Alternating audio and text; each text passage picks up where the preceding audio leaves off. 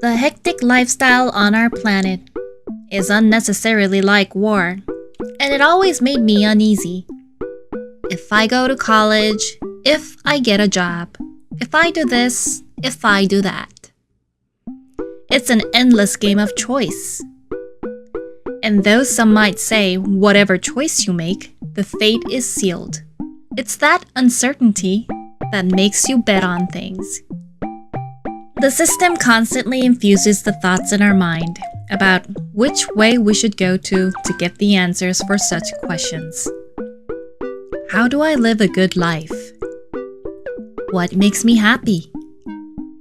What led me here? Is this what I really want? Would I become happy if I succeeded? Knowing or not knowing, it has been in our head from the first day of school. Now that I think of it, there's an answer for that. The things I thought were worth enduring, thinking I'll be free from everything as I become an adult, were nothing but an illusion. It wasn't too late until I realized that becoming a real grown-up is not just about numbers. It was a dramatic collision between myself, who's been looking so much forward to becoming an adult, and my ego, not ready to mature. However, the speedy world wouldn't even allow me to get lost in this chaos in my mind.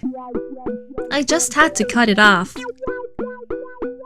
In a society where sincerity and responsibility are imposed, I firmly reminded myself that I must conform to it and not be pointed at as a spoiled new generation.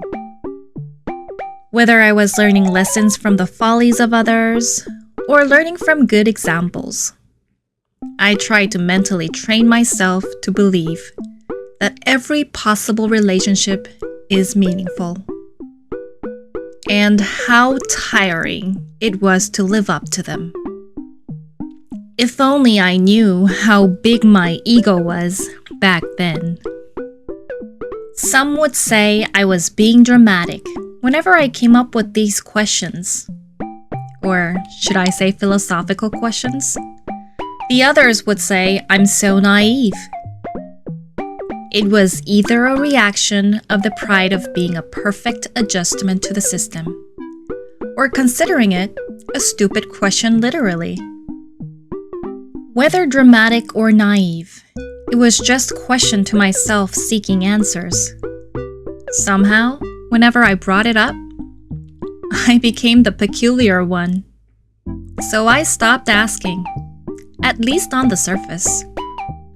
Unlike the not questioning thing would have been the only choice to others, it was a godly one for me. By its looks, they definitely didn't have the answers, nor were they interested in it.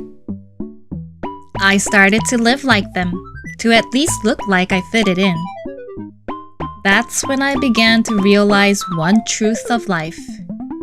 Being normal is the hardest and the most boring thing.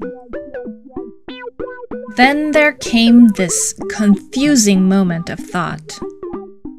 If I was living the life, or the life was living me. I couldn't breathe. The air was filled with arrogance, jealousy, anger, and indolence. I had to run. I had to get out of there immediately.